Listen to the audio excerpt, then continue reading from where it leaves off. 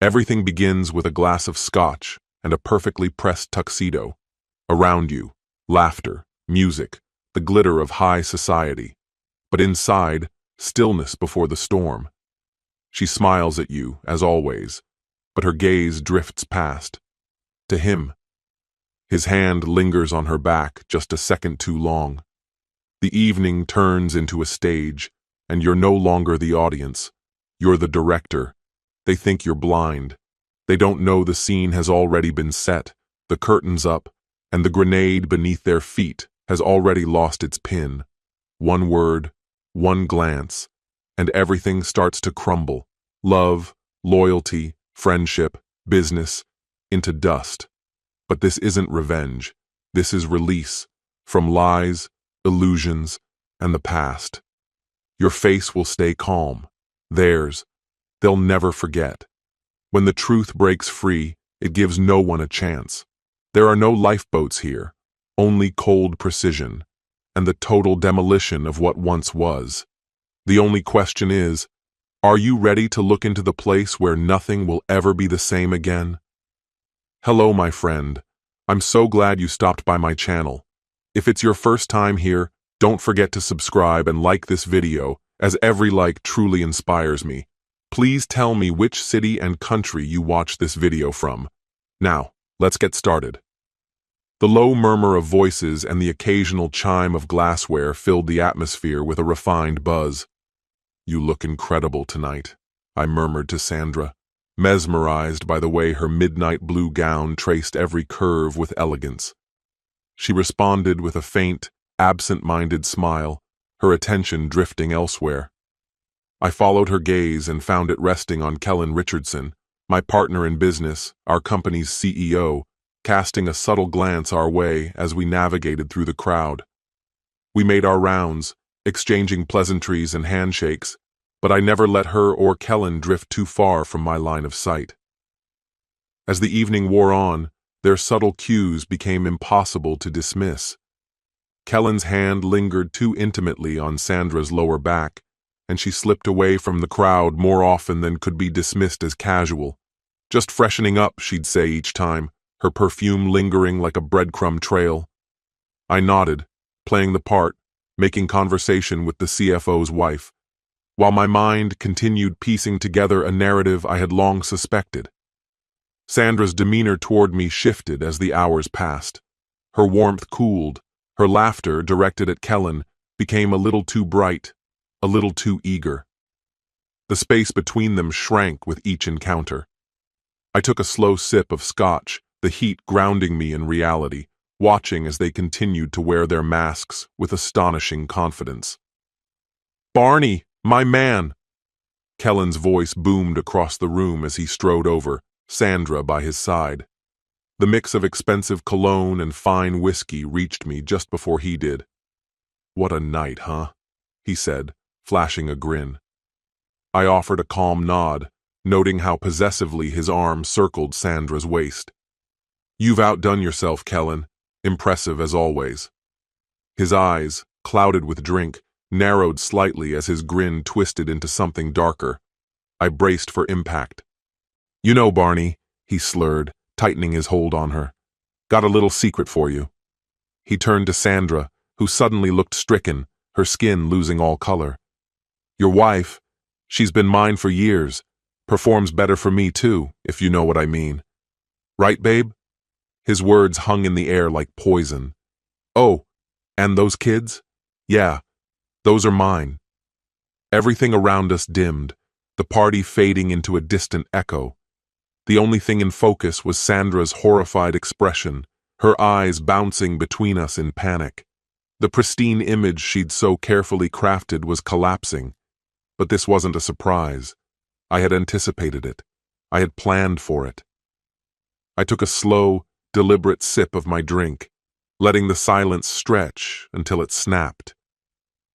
"That's interesting, Kellen," I said smoothly, my tone as cool as ice. "Because your wife's been saying something pretty similar to me. We've been involved for a few months now." I leaned in, just enough to make it sting. "She told me everything. I've been moving my assets, preparing. Tonight was the perfect stage. The smirk vanished from his face. His brows knit together in confusion before horror overtook them. Sandra gasped, her hand flying to her mouth as if seeing me for the first time. "You're bluffing," Kellen muttered, but the tremble in his voice betrayed him. I simply raised my glass in a mock toast and walked away, leaving them behind to deal with the grenade I had just tossed into their perfect little world. As I passed through the room, I could feel the hush that followed in my wake. Whispers were already blooming like wildfire. I kept walking. This was only the prologue. The car ride home was cloaked in silence so thick it felt like concrete. Sandra sat staring blankly out the window, her reflection flickering between fear and fury in the glass. I kept my eyes on the road, my thoughts racing miles ahead. By the time we turned into the private driveway of our penthouse, I knew the confrontation was inevitable. The veneer of our marriage was about to split wide open, and I was more than ready to watch it happen. The elevator ride stretched on forever. Sandra's nails tapped an anxious rhythm against her clutch, while I remained motionless, eyes on the ascending numbers. The second we stepped into the apartment, the silence shattered. "What the hell was that, Barney?" Sandra snapped, tossing her clutch onto the marble counter with a loud thud. "How could you embarrass me like that in front of everyone?" I walked over to the kitchen, calmly pouring myself a glass of water, taking my time. "Embarrass you?" I said flatly.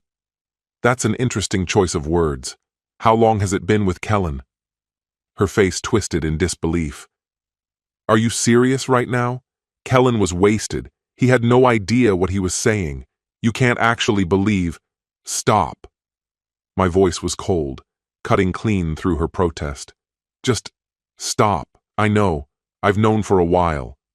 She hesitated, stunned. The carefully constructed wall of lies around her began to crack. "You're being paranoid," she said, her voice shaking. "This is insane. I would never—" I turned without another word and stepped into my office. When I returned, I placed a thick manila folder on the table between us. "I hired someone," I said. "Private investigator, photos, credit card statements, text messages. It's all here." Sandra's complexion went chalk white as I opened the file. Images of her and Kellen entering hotels, screenshots of their intimate exchanges, suspicious charges.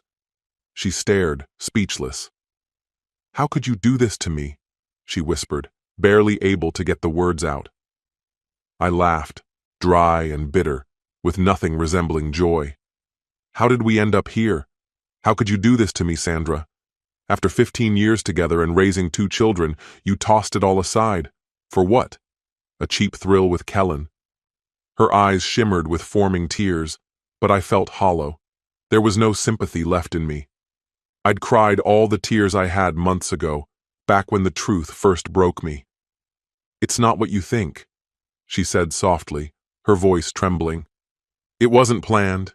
It just happened with Kellen. You were always gone, working late. I felt alone, Barney." "Alone?" I echoed bitterly, a disbelieving laugh escaping me. "Don't try to pin this on me. I worked myself to the bone to give you and the kids a good life. If you were unhappy, you should have said something, not sneaked around with my business partner." Her sorrow quickly turned sharp, her expression hardening. "You want the truth?" she barked. "Fine. I've been with Kellen for 3 years. 3 years, Barney. He made me feel alive. When was the last time you really looked at me?" The words cut deep, but I kept my face blank. 3 years, I repeated, numb. The weight of her betrayal settled over me like concrete. "And what about our children?" I asked in a low voice. "They're yours," she snapped. "Kellen was drunk and talking nonsense. But sometimes I wish they weren't. Then at least something in my life would truly belong to me." The silence that followed was thick, oppressive. I took a slow breath, keeping my voice even. "I've already contacted a lawyer. The divorce is in motion." Her face went pale, panic rising in her eyes.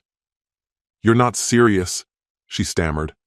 "Barney, please, we can work through this. Therapy, time, whatever it takes." "No," I said, my tone unyielding.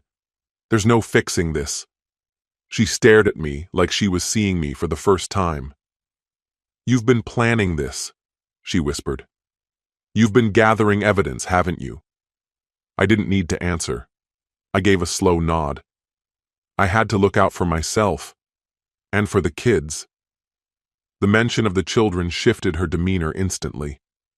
"You think you're taking them away from me?" "Our children," I corrected. "And yes, I'll be pursuing full custody.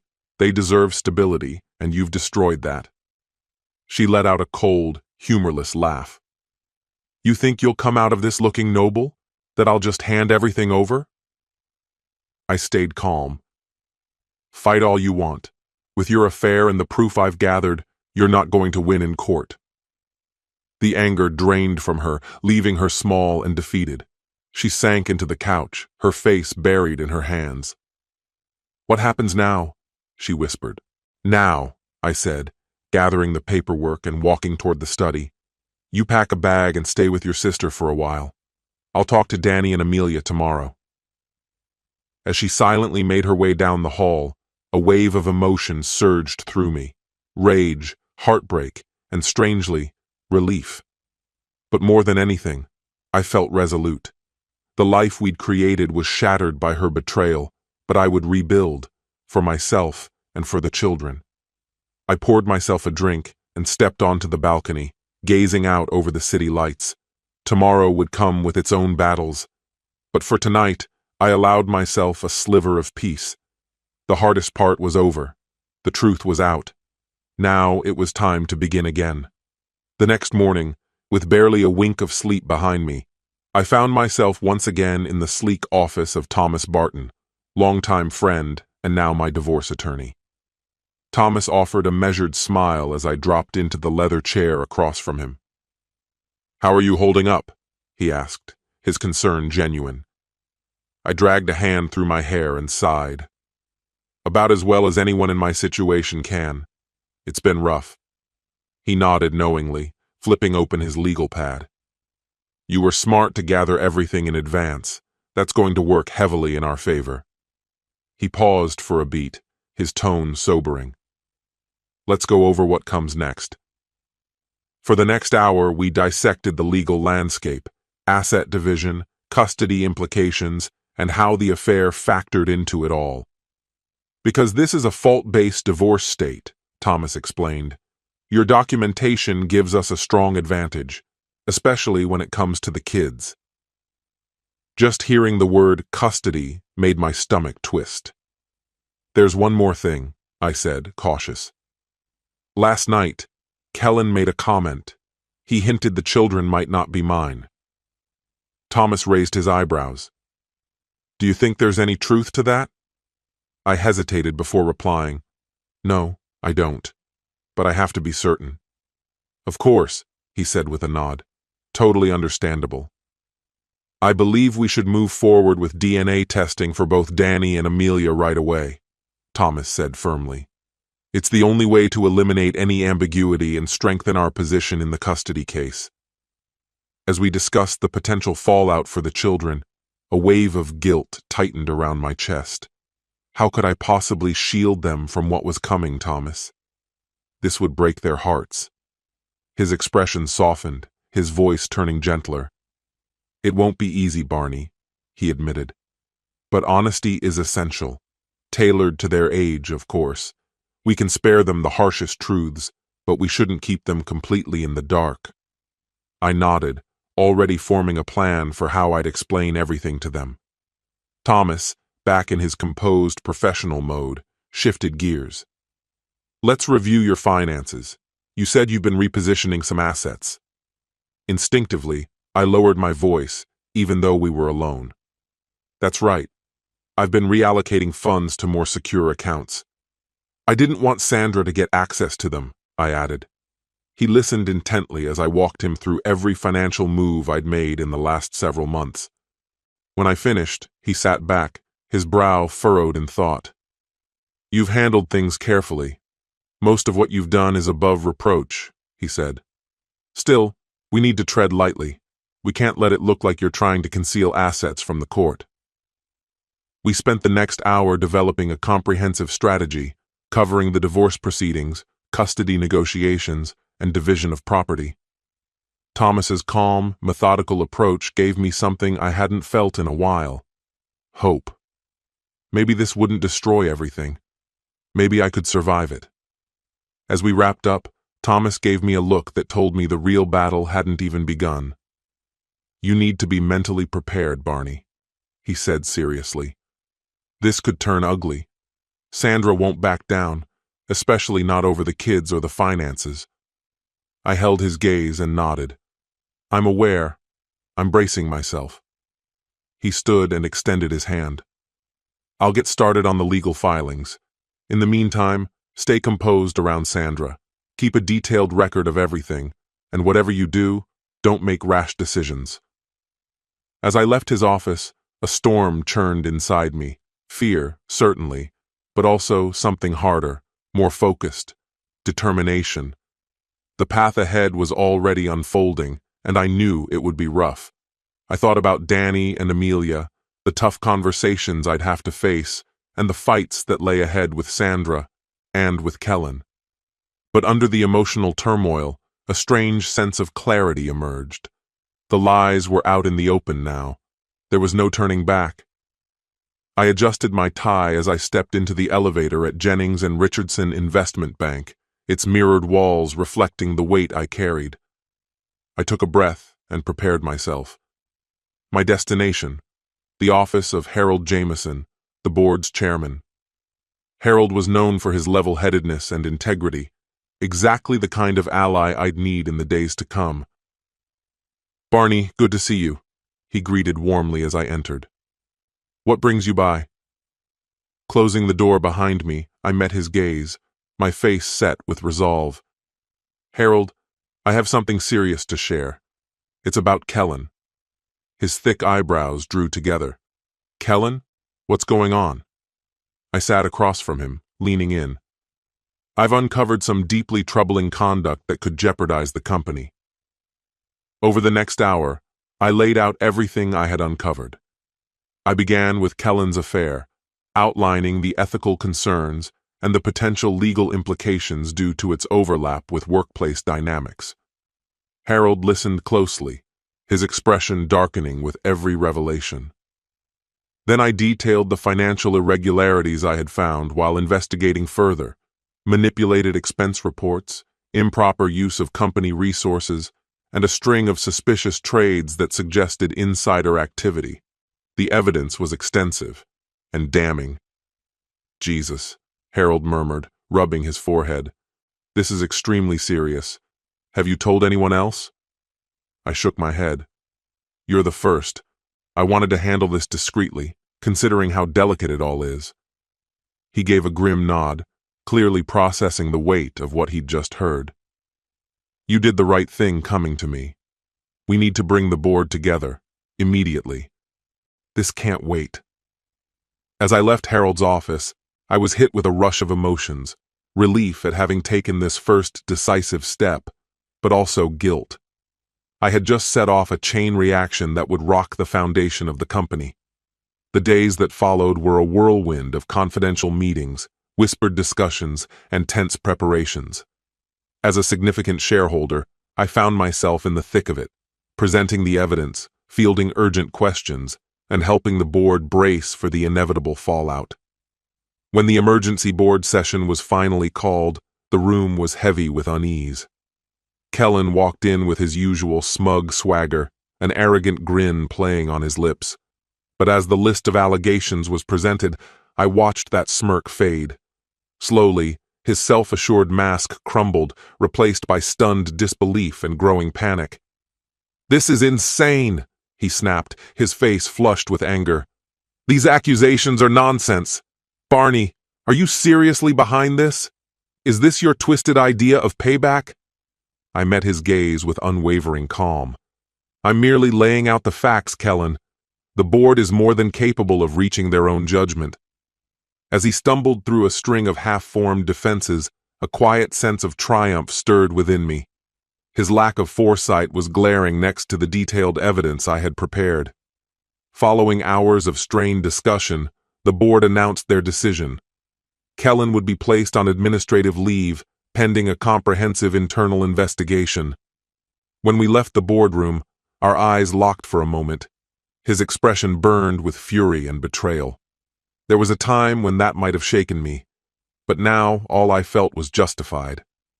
Back in my office, I allowed myself a small, fleeting smile. Phase 1 was done. Now came the aftermath. Later, at my usual spot at the country club bar, I watched Sandra enter the dining area. Even from across the room, the tension in her shoulders and the artificial curve of her lips were impossible to miss as she approached a familiar circle of acquaintances. I took a slow sip of scotch, observing how the animated conversation at the table faded as she neared. A thick silence followed. One woman exaggerated a glance at her watch before rising abruptly with a flimsy excuse. The others followed suit, scattering quickly and leaving Sandra to stand alone, her smile faltering. It had only been 2 weeks since whispers of the affair had begun to ripple through our social sphere. I hadn't expected the rumors to spread so fast, but in a place like ours, discretion has a short shelf life. The fallout had been swift and merciless. Sandra had been quietly removed from several philanthropic boards. Invitations dried up. Galas and social luncheons came and went without her name on the list. Even here, in what was once her social sanctuary, she was a pariah. Watching her take a lonely seat in the corner, I felt a brief twinge of sympathy. But the past wasn't so easy to forget. Years of deception, of secrets stacked like cards just waiting to collapse, and the damage done to our family, all came flooding back. I turned my attention back to my drink just as a hushed conversation drifted from the table behind me. "Can you believe she actually showed up here?" one voice said, edged with disbelief. "I know," another replied. "After what she did to Barney, he's always been such a decent guy." Their words landed exactly where they were meant to. A muted but unmistakable sense of satisfaction settled over me. Throughout everything, my reputation had remained intact, carefully protected through restraint and silence. I had never spoken poorly of Sandra in public. I remained composed, said only what was necessary, and never indulged in gossip. As I finished the last of my drink and stood, I passed by her table. Our eyes met for only a second. There was desperation in her look, a silent plea, and for a moment, I almost stopped. But then I saw our children's faces in my mind, remembered the heartbreak etched into their expressions as I explained why their mother wouldn't be coming home. That moment steeled my resolve. I offered her a courteous nod and walked away. That evening, sitting alone in my study, I sifted through paperwork when my phone lit up. A message from her. "Please, Barney, can we talk? I can't take this anymore. Everyone hates me. I've lost everything." I stared at the screen, thumb hovering over the reply. A part of me wanted to respond, maybe even offer some comfort, but I knew it would only complicate things again. With a deep sigh, I turned the phone face down. Sandra had made her choices. Now she would have to live with the outcome. As for me, I needed to keep pressing forward. At the clinic, the sterile smell clung to everything. Danny and Amelia sat on either side of me, fidgeting nervously. I'd told them it was a routine checkup, no reason to burden them with the truth. "Daddy, why do we have to do tests? We're not sick," Amelia asked softly, tugging at my sleeve. Keeping my tone cheerful, I said, "Sometimes doctors just like to double-check, sweetheart, even when we feel fine." But Danny, now 12, wasn't so easily reassured. His brow furrowed. "Is this because Mom doesn't live with us anymore?" The question hit like a punch to the gut. "No, buddy," I replied gently. "It's just a normal checkup. Nothing to worry about. Eventually, we were called into separate rooms. Alone, I waited, silently pleading that Kellen's drunken accusations about the children weren't rooted in truth. The following days were excruciating. When Thomas finally invited me into his office to review the results, my heart thudded in my chest. "Take a breath, Barney," he said kindly, offering an envelope with a reassuring smile. "Everything looks good. You are, without question, the biological father of both Danny and Amelia." The relief hit like a wave, nearly knocking me off balance. I sank into a chair, whispering, "Thank God," and ran a shaky hand through my hair. But then Thomas's expression shifted, becoming more serious. "With these results, and the documented evidence of Sandra's affair, we have a strong case for full custody. Are you sure this is what you want?" I didn't hesitate. Yes, the kids need stability more than ever. They needed me more now than they ever had before. While Thomas worked diligently on building our legal argument in the following weeks, I devoted myself entirely to being there for Danny and Amelia. We made family game nights a staple. I never missed a school event, and I carved out intentional time to connect individually with each of them. Seeing the pain and confusion in their eyes tore at me, but I was resolute in showing them nothing but constant love and assurance. The custody hearing approached sooner than I was ready for. As I stepped into the courtroom, my gaze landed on Sandra, sitting across from me beside her lawyer. She appeared frail, her features hollowed out, only a shadow of the confident woman I once knew. Our eyes met briefly, and in that fleeting moment, something crossed her face. Guilt, maybe fear, before she turned away. What followed was an exhausting session. Thomas presented our case with razor-sharp focus. He detailed Sandra's betrayal and the emotional devastation it had caused within our home. He underscored my consistent presence in our children's lives, supported by the paternity results. Her attorney tried to cast doubt, arguing that my long hours made me distant and emotionally unavailable, but the claims were flimsy and failed to stand up to the facts. When the judge finally rendered his verdict, awarding me primary custody and limiting Sandra's visitation, a wave of relief washed over me. But underneath it all, there was still sorrow. Relief that Danny and Amelia would stay with me. Heartache for what our family had once been. As we left the courtroom, Sandra walked over, tears streaming down her cheeks.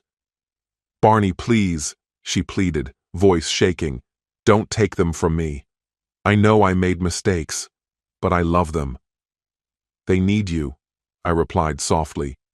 "But what they need more right now is stability and consistency. You'll have your time with them. Use it wisely."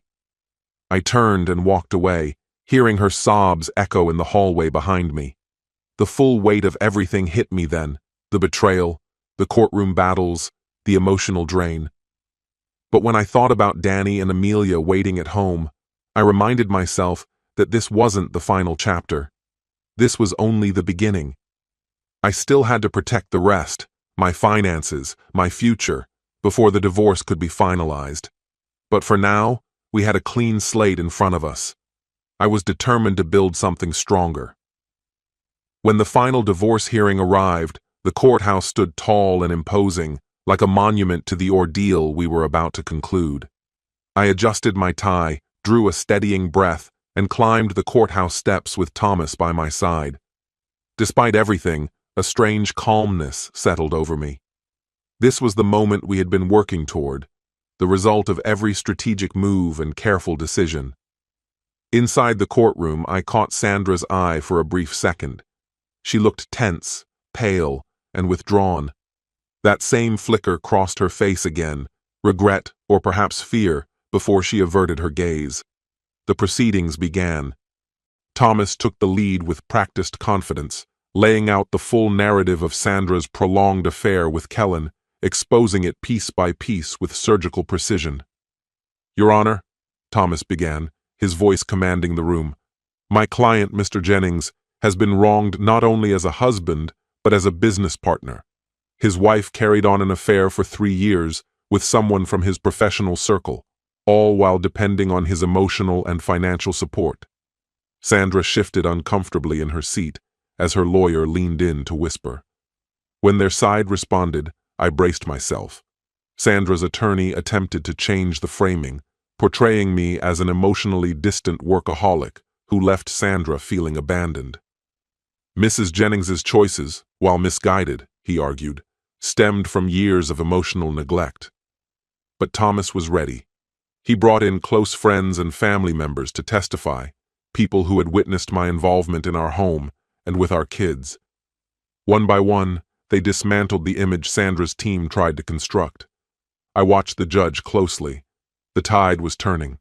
During closing arguments, Thomas delivered the final stroke. Your Honor, he said, composed but resolute, this wasn't a lapse in judgment. It was a calculated, sustained betrayal. Mr. Jennings has remained a faithful husband and a devoted father. He deserves not only fairness, but justice. The judge gave a solemn nod. For the first time during the ordeal, hope surged in me.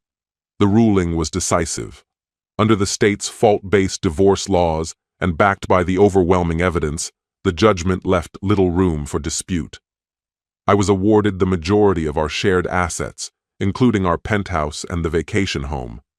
To my surprise, the court also granted me spousal support, an uncommon outcome, but one that reflected how thoroughly Thomas had made our case. As the gavel fell, marking the official end of our marriage, I glanced at Sandra. She looked stunned, like someone watching everything they'd built slip through their fingers. For a split second, I felt pity. But then I remembered the lies, the betrayal, the pain she had brought upon our children. I stood, shook Thomas's hand in gratitude, and walked out of that courtroom with my head held high. It was over. I was finally free. Later that day, I stepped into the boardroom in silence. The air was thick with anticipation. We were moments away from learning the results of the internal investigation into Kellen's conduct. As a major stakeholder and active board member, I had remained deeply entangled in the unfolding crisis.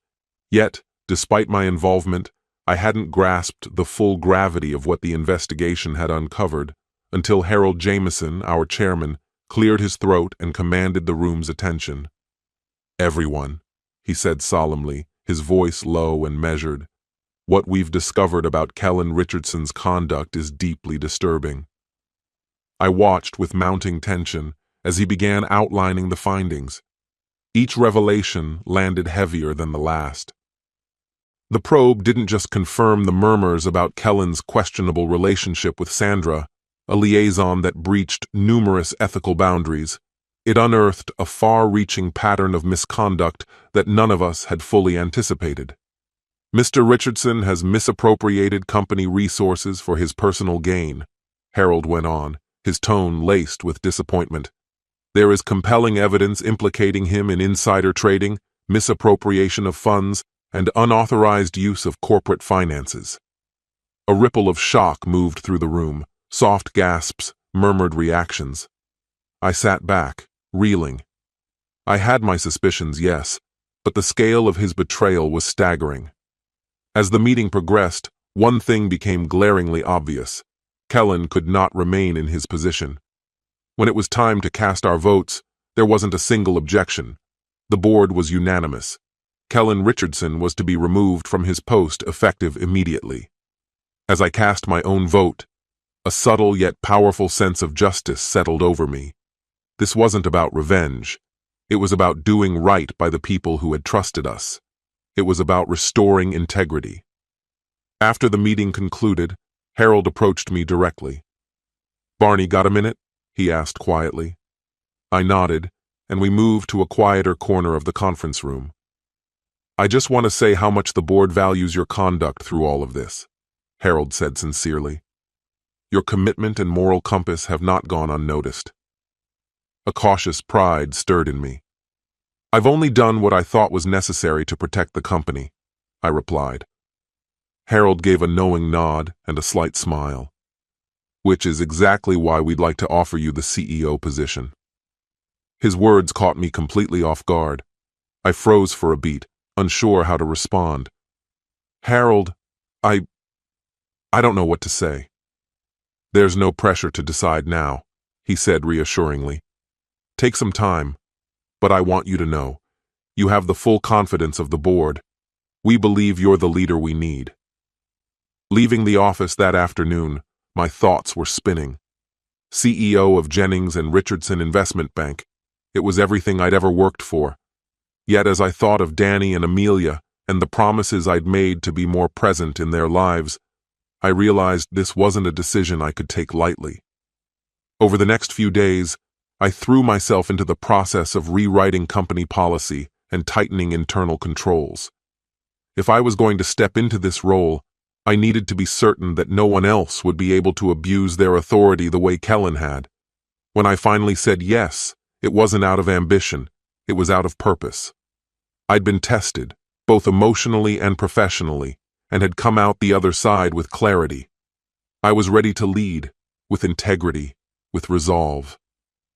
That evening, when I arrived home, the sound of laughter met me at the door. I followed it to the kitchen, where Danny and Amelia were locked in a spirited game of Uno, giggling at every play. "Dad!" Amelia squealed, jumping up to greet me. "You're back early!" I scooped her up, savoring the warmth of the moment. "I told you I'd be home for game night, didn't I?" Danny looked up from his hand with a smirk. "Yeah, but we weren't holding our breath. You're usually stuck at the office." His words stung a bit, but they rang true. Too often, I had let work take precedence over my family. That was going to change. "Well, get used to it," I said with a grin, tousling his hair as I sat down. "This dad's making some changes." We played game after game, the house alive with laughter. In those moments, watching my children joke, compete, and laugh, I felt something I hadn't in years. Pure, unfiltered joy. These were the moments that truly mattered. Later that night, after tucking Amelia in and wishing Danny good night, I stepped out onto the balcony. The city stretched out before me, its lights glittering like stars. I took it all in, feeling the cool night breeze on my face. My mind wandered briefly to Sandra. I wondered how she was coping. A hint of regret surfaced, but I pushed it aside. She had made her decisions, and now she had to live with the fallout. My thoughts shifted back to the company and my new responsibilities. The workload was heavier than I'd imagined, but also deeply rewarding. I was driving initiatives around transparency, ethical leadership, and work-life balance. I was determined to build a culture where integrity was lived, not just spoken. In my personal life, I'd started to date again, carefully, cautiously. The ordeal with Sandra had left its scars, but I was slowly learning to trust again, to believe that love wasn't a closed door. Standing there under the stars, I felt a quiet sense of fulfillment. Not the surface-level contentment I had once chased, but something deeper, a hard-won peace. I had faced betrayal, steered through chaos, and come out stronger on the other side. Challenges remained. Balancing leadership with fatherhood wouldn't be easy, but I no longer felt unprepared. Breathing in the night air, I gazed out over the skyline, a flicker of anticipation stirring inside me. This wasn't an ending, it was a beginning, and I was ready to step into the next chapter. This story has come to an end. What's your opinion?